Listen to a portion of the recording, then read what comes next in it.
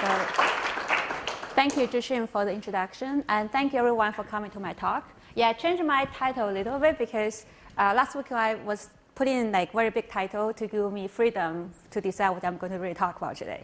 So I'm going to narrow down the focus a little bit, but before my talk, I will kind of give you an overview what my group have been working on in terms of distributed coordination network systems.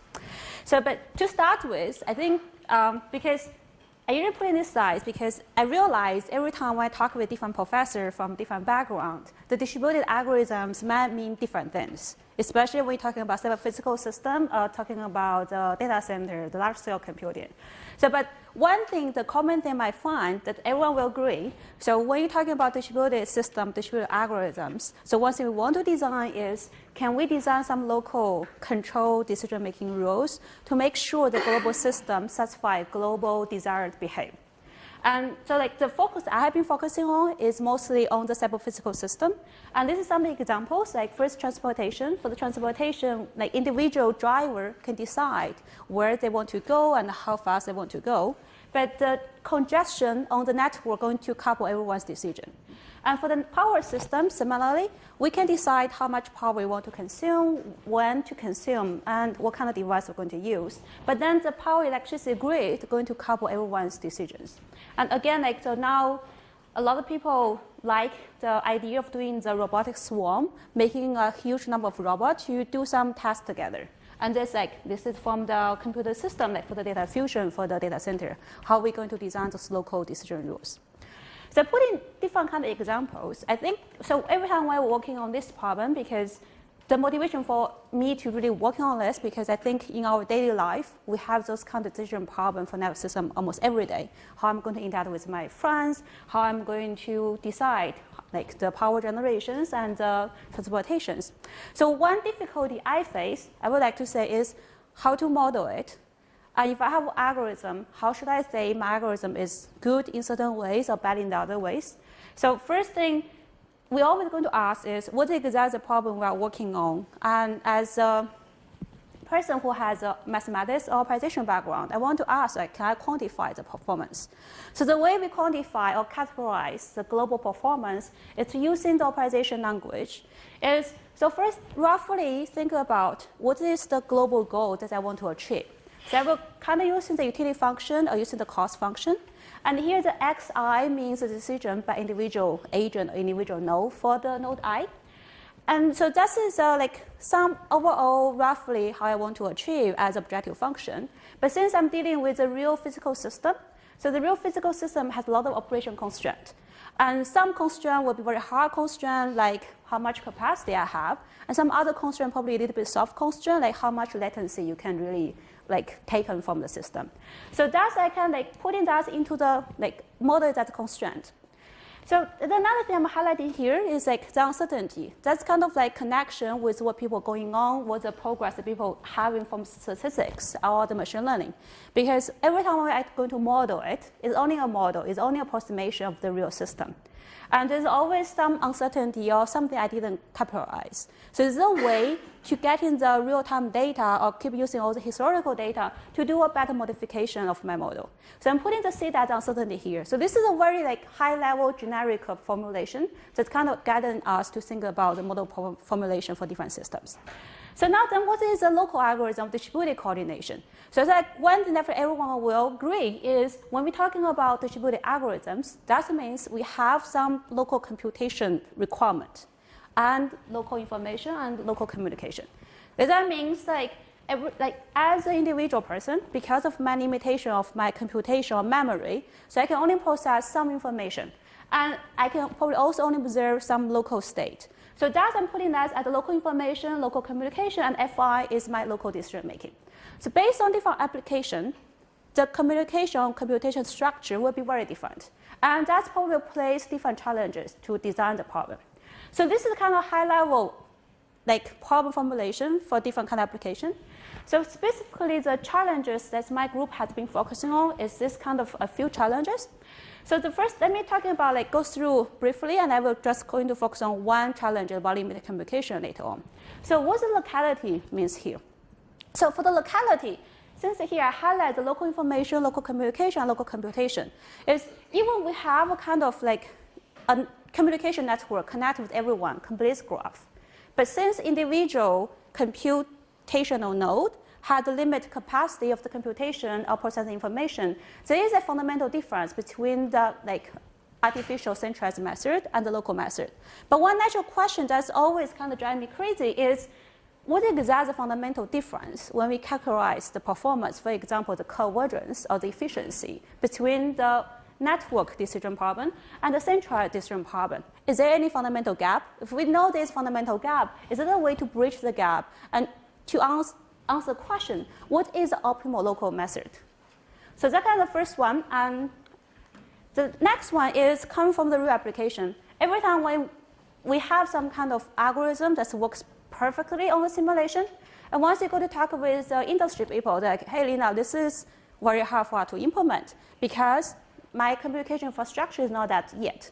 And when you're talking about all the communication challenges, it doesn't matter what kind of technology we're going to use. It's always come with some challenges, either the delay or the limit bandwidth. So that's kind of pushing us to think about the one question: can I reduce the communication needs for my distributed coordination algorithms? So then the industry people will be more willing to adopt the algorithms. And that's also leading to the fundamental questions. What is the fundamental communication complexity? So what is the minimal needs if I want to push the communication part? And this one is back to the high motivation I was talking about for the uncertainty.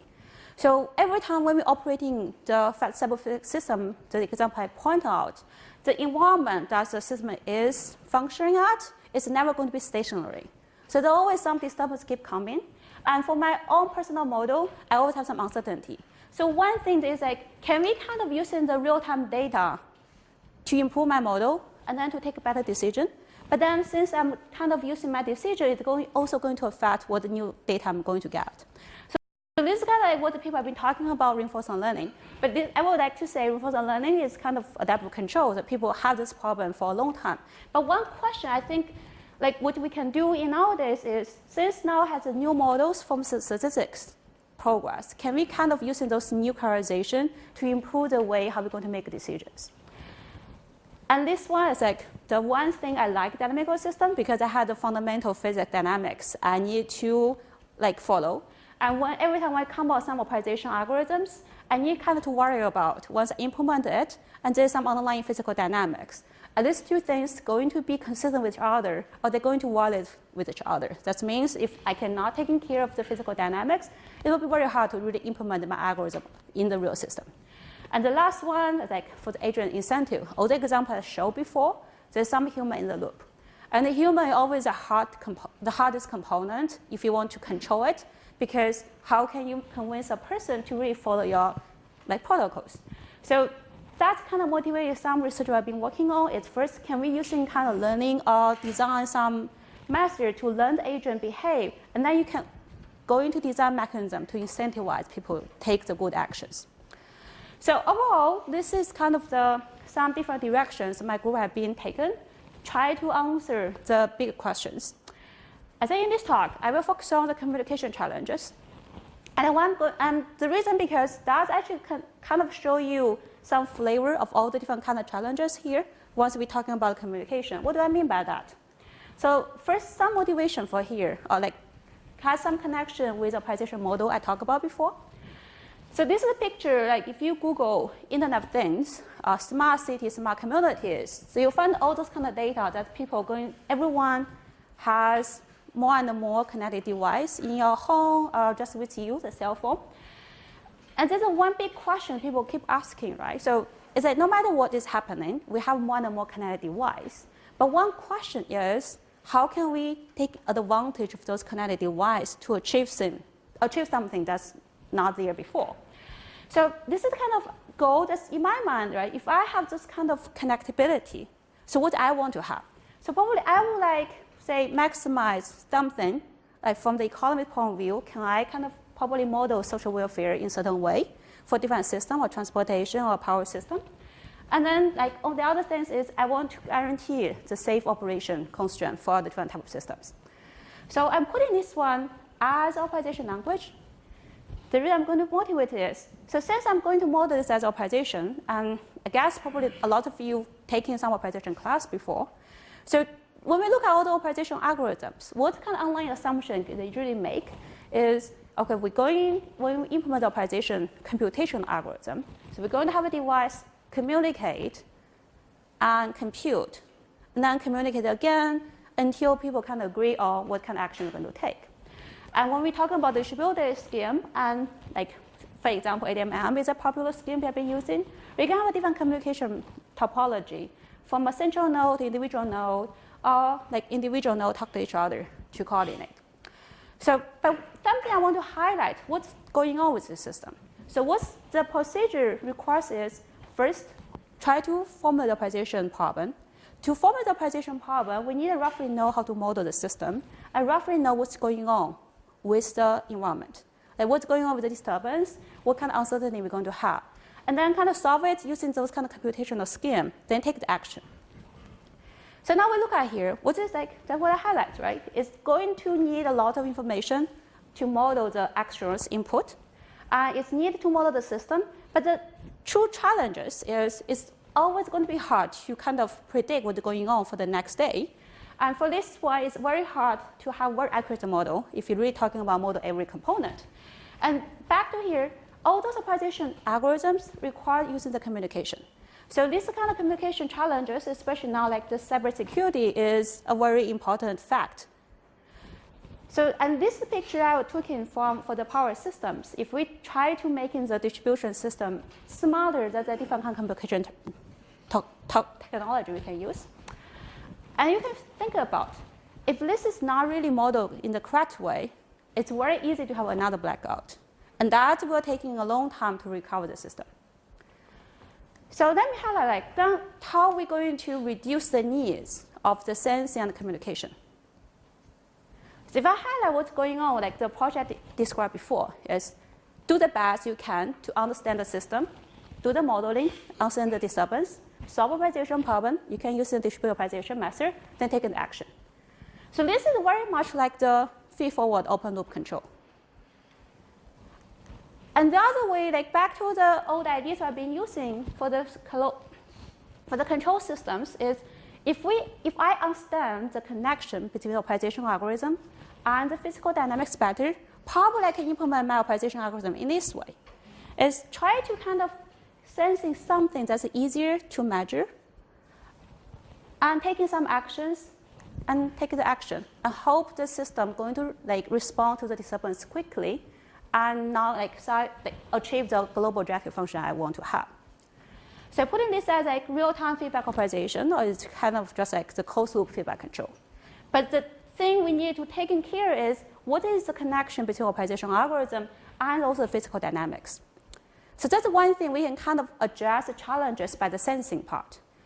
And here I kind of put in this one, right? So you can sensing is a network. So you're going to put the sensor at a different node. And then probably for my control, I'm probably going to use all the informations. And they're going to pass information around. And still, it didn't address the challenge I was mentioning. How about the communication needs? So then that's another part, right? We can kind of use in the mathematical approach to think about, can I reduce the communication needs? And the one thing I can do it is I can do quantize. But the question is, how should I do the quantization in order to minimize the communication? So that's kind of like the high level of way how we think about how going to design a distributed algorithm that can be implemented in the cyber-physical network systems. So let me put in like a summary. What the two things I'm highlighting here is this. So first, is to understand the physical system better in order to extract information from the physical system itself. And second, once you're doing that, go ahead, look at the optimization algorithms or control algorithms to think about, can you even further reduce the communication? So like, since at the beginning I was mentioning, this is really kind of very depending on what kind of system we've been talking about. So especially for the first part, it's depending what kind of physical dynamics we're talking about.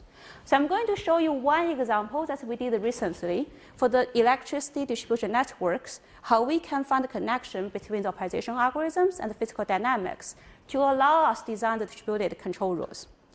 And then I will further talk about how we can do the quantization and understand the communication needs. What is the communication complexities? So any questions so far? So, like, I guess probably, like, most of you are not really from the electricity background. So, like, just taking this one as an example, I roughly look at the high-level optimization algorithms that you don't need to worry about the electricity system too much in this talk. But a brief overview. So, what's the voltage control problem? The voltage control problem, the definition is actually kind of straightforward.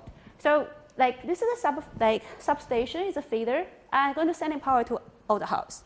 In order to guarantee the safe operation of the efficiency of your device, you're going to maintain the voltage with certain bound, low limit, the high limit, like 110 volts, this is like upper and lower limit. So, but things, if you consume a lot of electricity, the voltage will drop.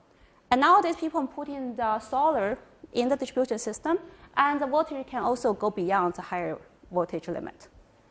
So, how are we going to change this problem? So, the control action, what we can do is by using the inverter design or the capacitor bank, you can inject the reactive power to improve, increase the voltage, or you can withdraw the voltage, the reactive power to reduce the voltage. So that's the control action we can do. So what is the objective? The objective is because the system has uncertainty all the time. So it's very hard to kind of get in very accurate information, say, hey, how much electricity is being used for Washington University, for example, for a campus. So here each bus means probably a campus, not just one single feeder. So the question is, can we design this kind of local control algorithm? So then no matter what's happening for the system, I'm able to maintain the voltage within the range. So that's the general question we want to ask. So mathematically, what this means, I have a power system, this is a distribution feeder, and each bus probably will stand for one neighborhood. So the condition will keep changing, different kind of generation, different kind of load conditions. I would like to take in some measurement that would be easy for me to measure. For example, if I measure just one node, I probably just measure the voltage. That's one is easy to measure. And I will decide how much reactive power injection I'm going to have, inject that reactive power, and hopefully the voltage stay in the range. So the problem description is pretty straightforward. And as I said, for this kind of feedback loop, it has a lot of advantages. We don't really need to model the grid operation very accurately. It's actually very hard to maintain those variables. And the grid operating conditions and the feedback control usually has a certain robustness to the measurement noise. So this is the problem. And another thing I want to highlight is why we care about distributed coordination, because it can react to the local disturbance much faster. Anything happen at one bus, probably I can take some action locally. I don't need to depend on a centralizer tell me what I'm going to do. So this is the math problem formulation. In order to complete the story, I also want to know roughly what's the system I'm talking about. That's what I mean. I want to find a connection with the physical dynamics and some optimization algorithms. So the dynamics I'm using here is actually pretty simple. And probably you think, hey, there's no dynamics here. In the electricity grid, they call this as a quasi-dynamical system. It's mostly like a steady state relation. Once you take in the reactive power injection, you almost immediately can measure your voltage or the resulting voltage.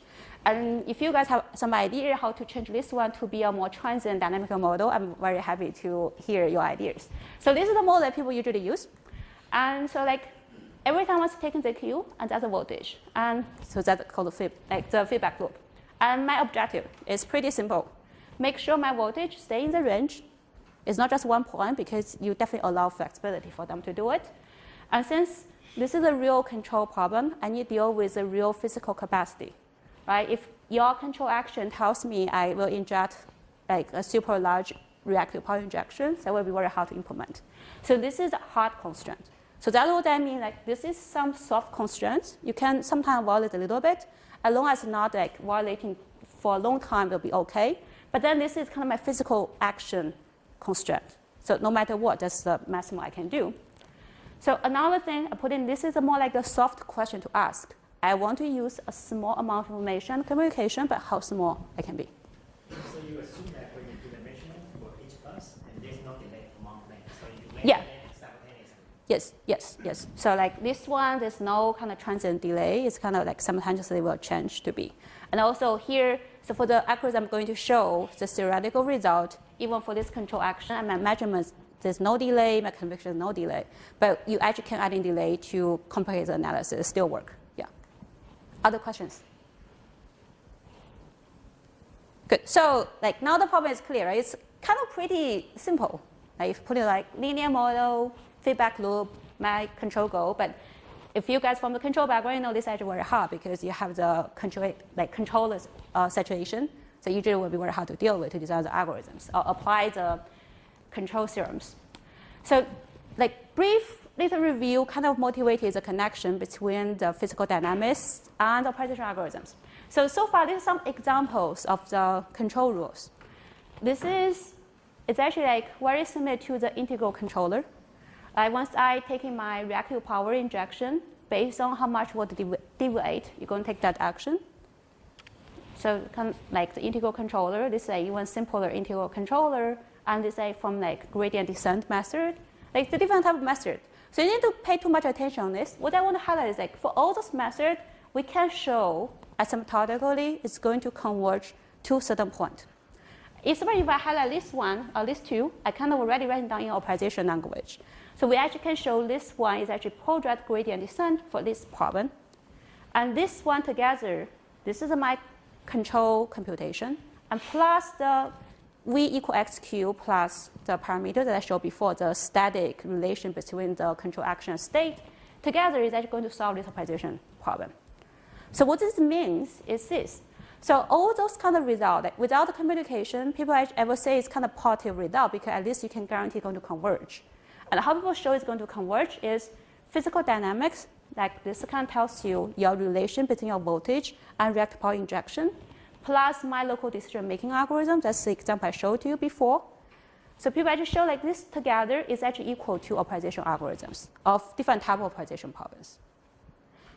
So because of this, then like to analyze convergence is easier, and to implement is also easier because I don't need to really put this in my computation.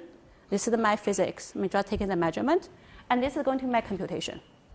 So, and this is not just for this example. Like in order to show this is going to be a useful like framework, we actually did a lot of other examples, including the frequency control, like even optimal power flow, and we also have been working on the green building energy consumption control. Is like almost everything will work. And definitely we're wondering, okay, what kind of conditions we need for the physical dynamics to make sure this method can be applied. We also have one paper kind of generating what kind of conditions we need for the physical dynamics to have to make sure we can apply this method. So this kind of like nice thing, what I showed to you is by using the physical dynamics, we actually can remove the communication. Just taking the local measurement, taking the action, you are able to achieve certain performance.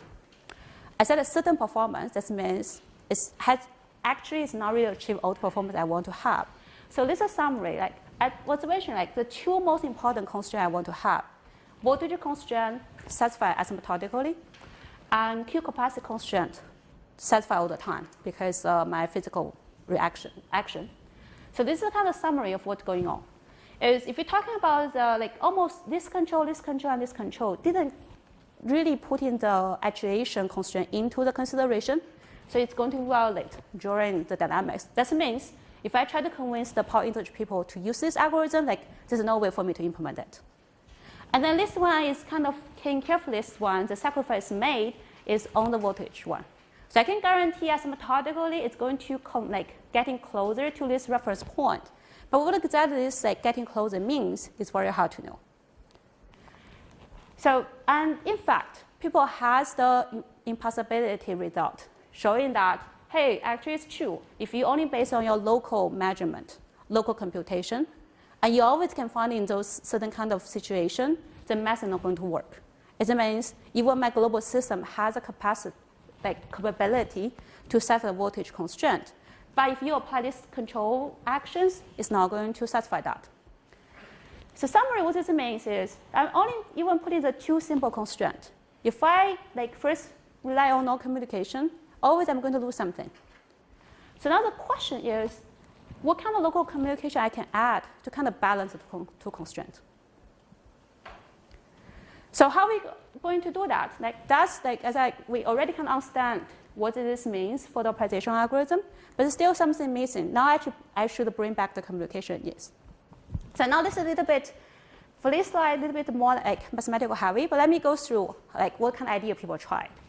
So think about it, I said like the part of story that we have known is by looking at optimization problem and optimization algorithm, we are able to design the feedback control algorithm for the voltage control. So let me look at this optimization problem. So for this optimization problem, like this is some cost on the Q, and this is my physical dynamics, my voltage constraint, and reactive power constraint. Right? Pretty straightforward. If you're solving this optimization problem, it's actually pretty simple to solve. But the difficulty is we want to connect with the physical dynamics. So how are we going to do it? So this is a constrained optimization problem. A popular way to do it is to look at the Lagrange function. The Lagrange function is standard cost function, and this is like this one, and this is this one. And why I don't have this guy? Because this is my physical dynamics. I cannot really change that from my position point of view. So I'm putting this one. And then I look at the dual gradient descent algorithms. So the dual gradient descent is just like my Q taking the optimal action and my dual variable taking the gradient update. Right? You can ignore the specific mass notation here.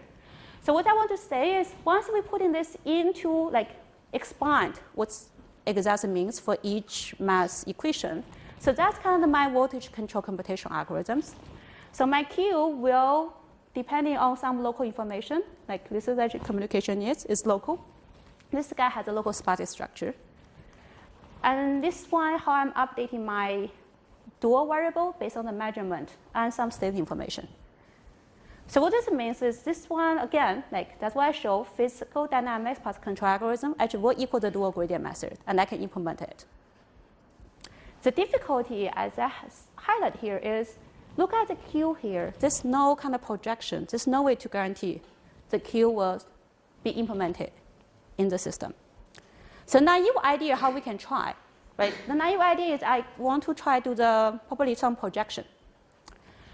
So the projection we did is this one. Like if I directly do projection on this guy, and mathematically not going to work, it's because how I'm going to make my dual variable be a better dual variable is by using how much violation we have.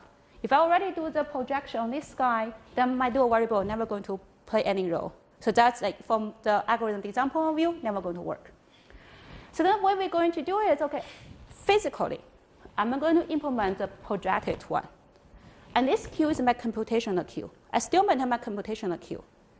And my computational Q is going to tell me how I'm going to update my dual variable. And this is my physical action. And this causes some the difference because my voltage here is a function of my implemented Q. But then my dual variable comes from computation Q. So if you guys are familiar with those analysis, that will cause a problem of like how we guarantee this one going to work. And the truth is we actually spend 1 year trying to prove this one. Can this method going to converge? Unfortunately, we couldn't find any way to really guarantee the rigorous convergence for these algorithms. Because you can imagine how I'm going to make sure this one going to work. So there's some discrepancy between my measurement and my action here. So my measurement taken from this guy, and this is my computational. The way in order to make this method going to work is if my computation Q and my real action Q not going to deviate much, or if I can guarantee it's gradually going to become closer and closer, that one should going to work. But it's very hard to guarantee this one. So what it suggests us to do is, so the thing I want to make sure, yes? So when you find a Lagrangian function, you yes. can put in the first constraint, so you sublimation it, right? So yes, because the first constraint, this one is I already kind of substitute my, here. So this V, so the V is actually equal to that one. Okay. Yeah. So you directly put in that into your, you kind of remove the V as your decision variable on in Q. Yeah. I have a question. The X, you got like an instance matrix depending yes. on the Connectivity, so the parameter of the system. but once you take the inverse, it may not be sparse. So the thing is here, the X is not sparse. So the X is not sparse. X inverse is sparse. Yeah. X inverse is sparse. X inverse is sparse. X inverse has exact same sparse structure as my network. And the X is actually full atomized. That's why I said to understand the physical dynamics is important. Yeah, yes, very good catch. Other questions?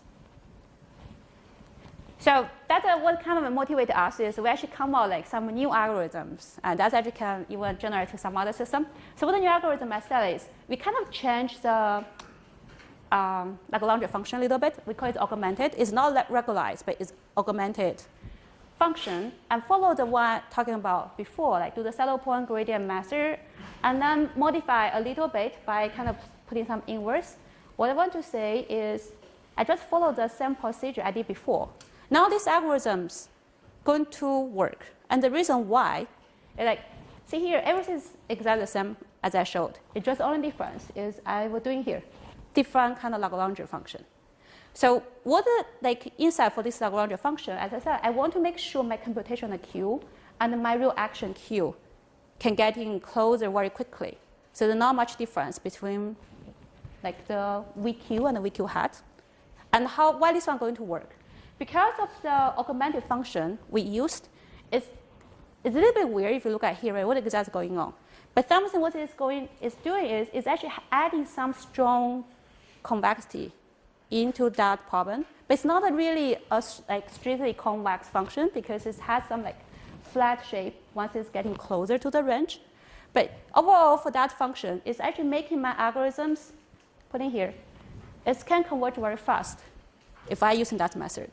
So because now if I using that one, I can kind of control my convergence for my dual variables, and the computation will converge very fast. It's kind of control my arrow when I implement the algorithms. And roughly, that's why it's going to work.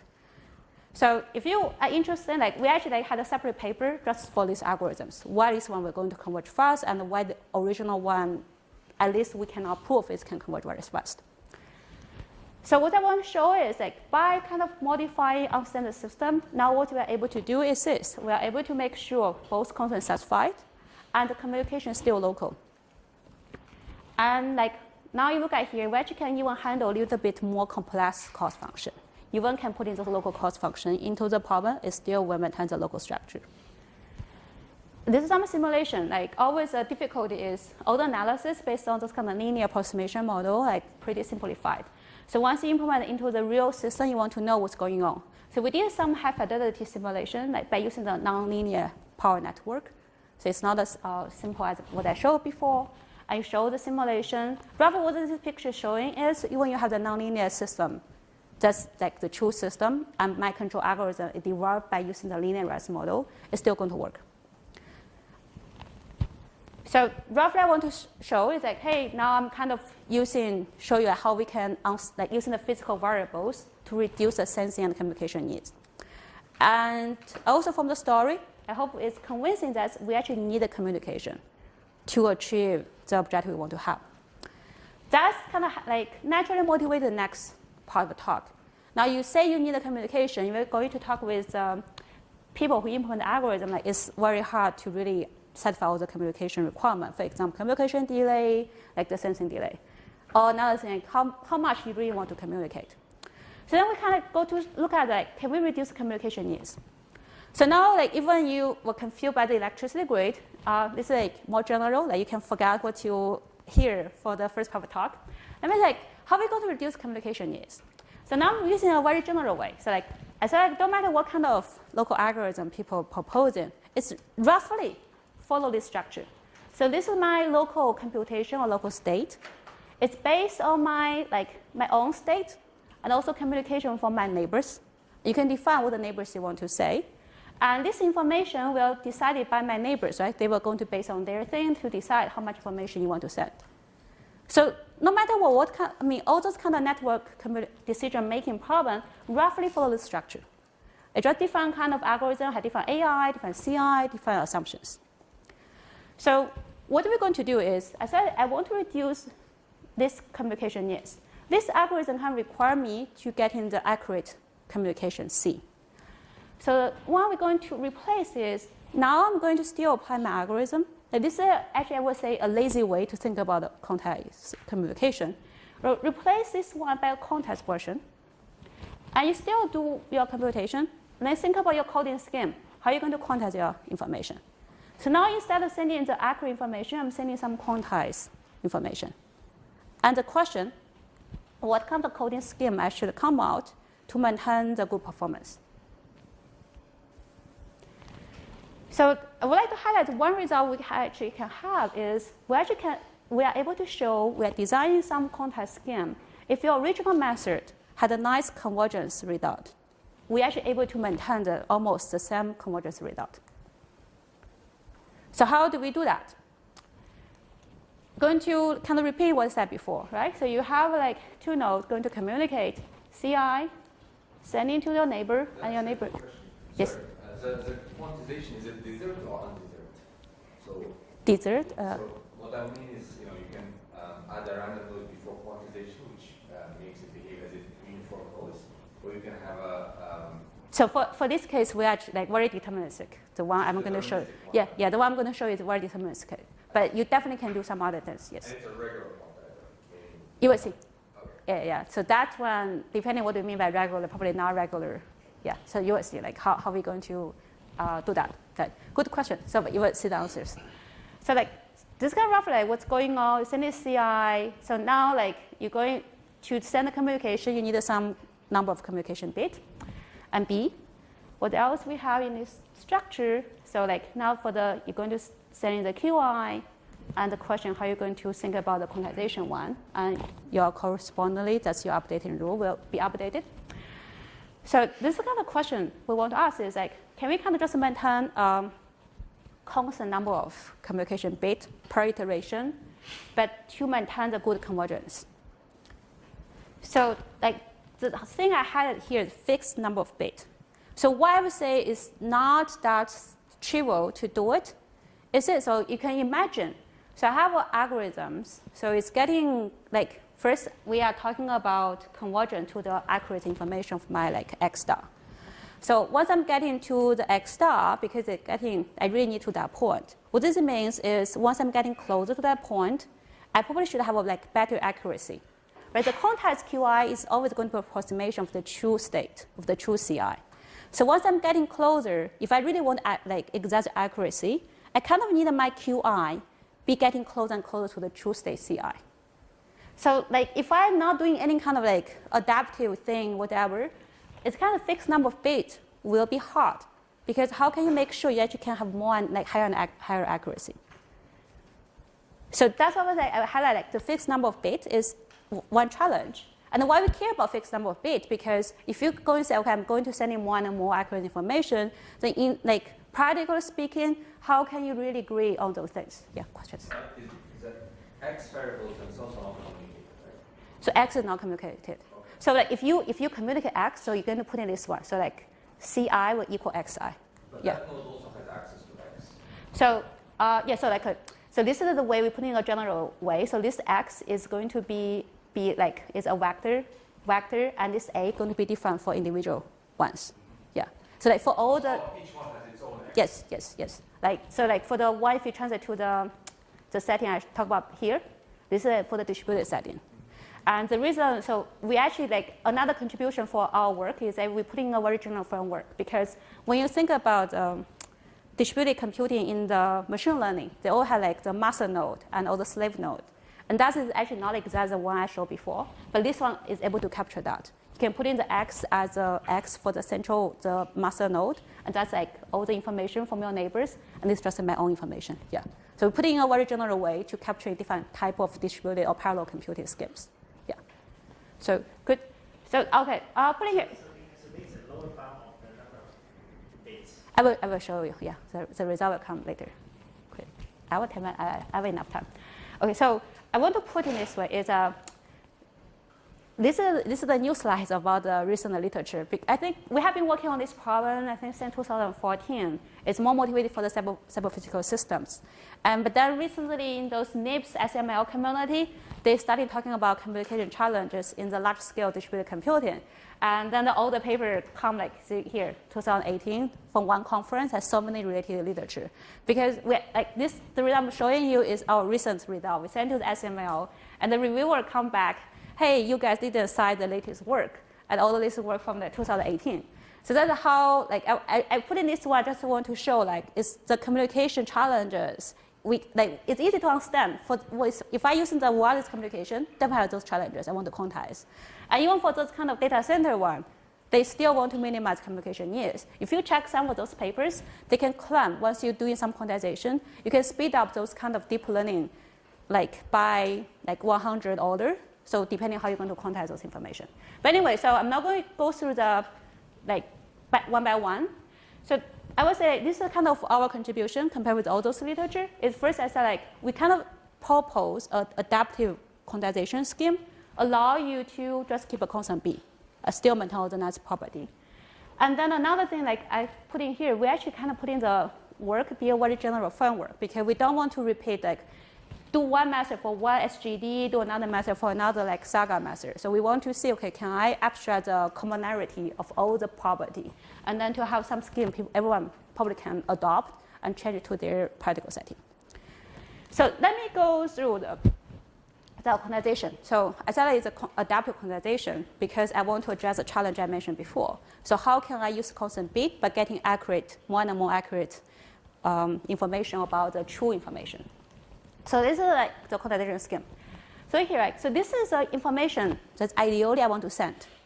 The original, the computation, or the communication that I need to communicate.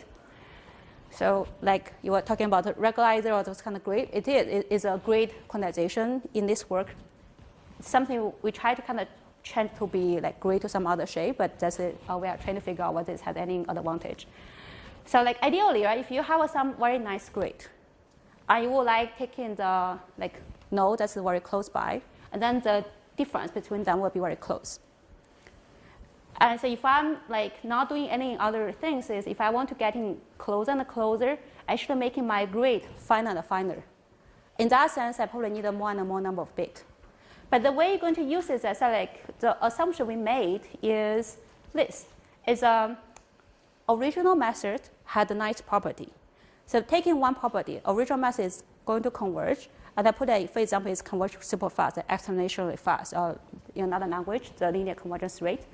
So what this means is if my original method kind of converge linearly, so if overall my method is kind of going on the good track, so this is my previous quantization, and this is my new information. Because it's kind of getting closer to the optimal point, so what it means, this guy is also kind of compare the difference between your new information and your previous information is also getting smaller. So the way to use the constant number of bits but still maintain better accuracy is you're going to move your quantization around the new information you're going to have. And this information, actually, you have that. Both transmitter and receiver has this kind of quantized information from the last time step. So I don't know why it's but this is B adaptive quantization. This is the memory. Each time, so now for my quantization, I highlight here. So I maintain one memory. It's my previous quantization. So this adaptation is how finer for the grid I want to maintain. So this is, let me repeat what the intuition I mentioned is this. If your method overall going to converge, that means your new information CK and CK minus 1 and corresponding the QK and QK minus 1 is also getting closer. So then for my quantization, I'm going to quantize kind of roughly the difference. Not quantize from your original some finite grid or finite space. Not doing that. I'm going to move my grid along. And that's actually also relax one assumption we people usually need, that you need your XB compact. Here we don't need the XB compact because that's the property we're going to make take advantage of. So if this is going to work, and then you can make your the precision of your quantize is getting smaller. And if this is going to work, theoretically this one should work. So it's kind of a circling argument. That's how this adaptive quantization going to make it going to work. So I mean so now the one trick is you're going to maintain balance the two.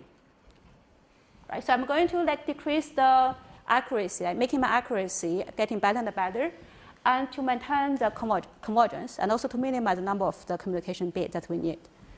So this is kind of roughly theoretical how you're going to balance that. So if my original method has a linear convergence, and this linear convergence means the sigma k, sigma is smaller than one variable, so it has a nice convergence. Non-quantization, this is a picture to show what this means. Now if I maintain my adaptive, my accuracy or the grid accuracy by this way, and alpha is also smaller than one number, so you make your the grid size smaller and smaller, and then your limited communication algorithm can also maintain linear convergence speed. And the alpha this one, it actually can converge to the original speed. So that's kind of nice property because, yeah, like if you have more bits to communicate, it's better to recover original conversion speed. And from here, you actually can see, like for this kind of, I think here we did a very simple case to illustrate what's going on. If b equal 2, b equal 4, right? Once you increase the bit, you're almost going to recover. So we did this is like a very simple low dimension case. Then we did a large number. So I think I had like probably thousands of smartphone or 10K smartphone data. Try to identify, do classification, whether the person is walking or person is sitting still. So you can see like for this one, it's going how the performance is going to look like. And that's something I want to highlight. I think that's like Junsh's question is, so based on this result, you can see, so my alpha bk here, the new convergence speed is actually going to be a function of my original sigma, and also the new, how you're going to like tune your decreasing rate for the gamma k. So if those adding together, this one is actually not going to be smaller than 1, so that's kind of to this case. It's actually will identify some threshold for how many bits you need in order to maintain the linear convergence speed. If you don't have that number of bits, then probably you can like, for this one, almost you will never recover the exact convergence.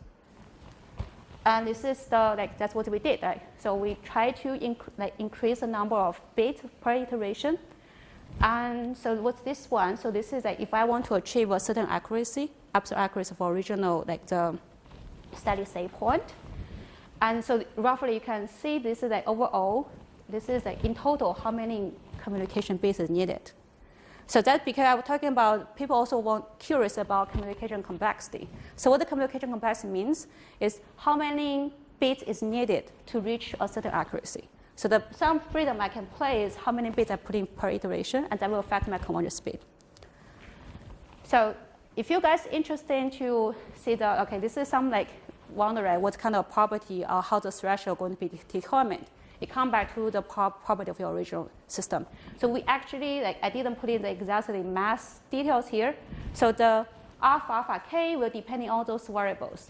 Your original linear convergence and some continuous from your algorithms, and then you are able to find what's the threshold or the soft spot of your number of bits that you need. So this is any questions? Almost I'm finished my talk.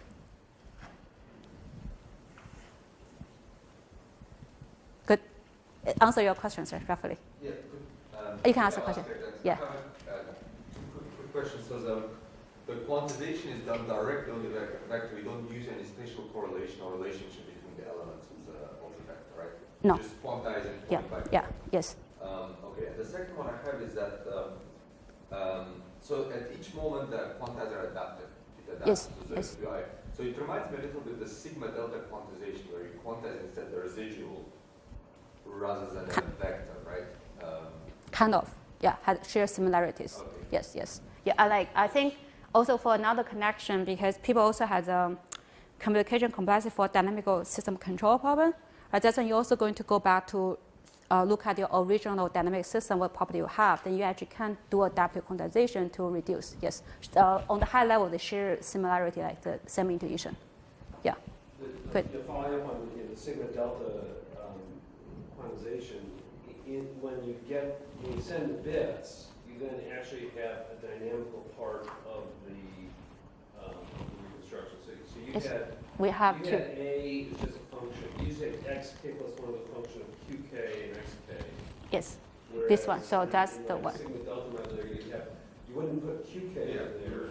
You'd have another dynamical part up there where you would recover, try to estimate ck, and you put the estimate ck in there instead of the qk. Right? Yeah, I mean, I've seen the sigma delta modulator, because you have to. Yeah. When you recenter it all the time, you get the. Yeah, good. Yeah, I think it's kind of share similar ideas. And here we put in the QK because for both transmitter and the receiver, they have the QK information, but no one, only this transmitter has accurate CI information. That's why we put in the scheme based on the QI. So then you can have a code and decoder on both sides. You are able to know which connotation I'm dealing with now. Yeah. So that's but I think mathematical proof, they share very similar proof things. Okay, quick, so almost finishing. So the work I showed you before is actually the recent work we did this year. And this is actually like what we did very beginning. So there's only one slide summarizing what we did before. It's in general, like, because remember the first part of the talk, I was mentioning in those kind of cyber-physical systems, dual gradient descent is actually a popular way to connect the physical dynamics and the computation. So at the beginning, we actually only look at this like simple problem, the gradient descent, and the fx is actually kind of the dual problem of some like complex network coordination problem. And so then we were trying to ask the question, right, oh, this should be like fx. So what kind of property, okay, if I go to quantize, this one is not adaptive. And it's just like, if I quantize the information, how much I should quantize for the gradient descent. So this is the quantization of the gradient information. And because this one we didn't assume had like linear convergence, just say assume the original method is convergent. And to understand what is the fundamental limitation for the quantization. And we first did the time invariant quantization because that's easy to use in practice. And for this, like, that's actually this one. In order to understand the minimal quantization, sufficient necessary condition, we're actually using the vector correlation between each other. And so if you are able to kind of combine the direction information, so the one we show here, if you just want to recover the convergence, this is how much you need. The data dimension is actually log dimension. It's actually much smaller than the one I showed before. But the thing we lose is the convergence speed will become like sublinear convergence. It's not going to recover the linear convergence rate for this one. And then like a more fundamental challenge question is now if you really want to say reduce the communication complexity, so you can make your quantization be time variant, adaptive, or like some other way. So if I kind of like open up all the flexibility, so we want to understand what the minimum number of bits that is needed to achieve certain accuracy. And we have like for both work, we had like one paper to answer those questions. And so, but there's a lot of other things you can discuss because all those work try to push down the communication. And I have been keep thinking another question. Since I can reduce the communication coordination, the robustness will become another issue. So if anything happens, especially for this work, you really like I'm really mean on the communication bit. And then anything happens, probably very hard to recover how to like making them be synchronized. Okay, in summary, that's what I showed, right? So we can using the physics and the math, computational, together to have a distributed coordination rule that will be easy to implement in reality. I want to put in one picture to summarize what I showed before.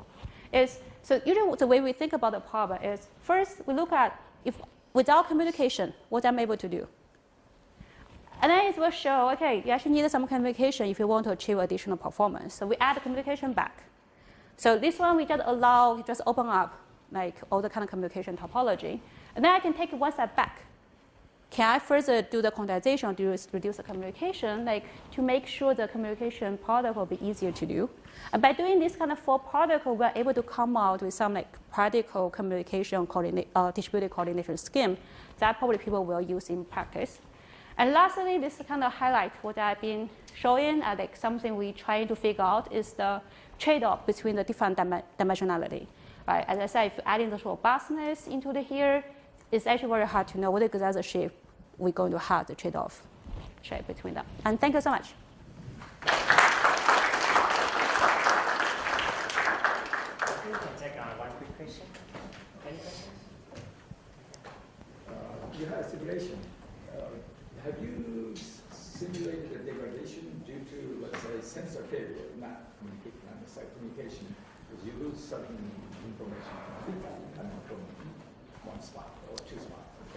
So, yeah. If you try to reduce the number of communication and all that, that's much more redundancy. So yeah, that's what I mean. Like, so as I keep thinking about those robustness or resilience question, we haven't done that. The communication delay, the delay we actually did that. At least we did it for the non-quantized distributed coordination scheme. That's one okay. Yeah, that's one going to be okay. But now you like even reduce the communication, then you lose information. We haven't done simulation on that. They need some scheme to kind of recover, right? So even okay, now I lost one information, but for the next step, there's some way you can like go back to your original thing, like a restarting point. Yeah, but we haven't done that. That's a very good question. Yeah. Okay, so let's thank Professor Lee again. Thank you.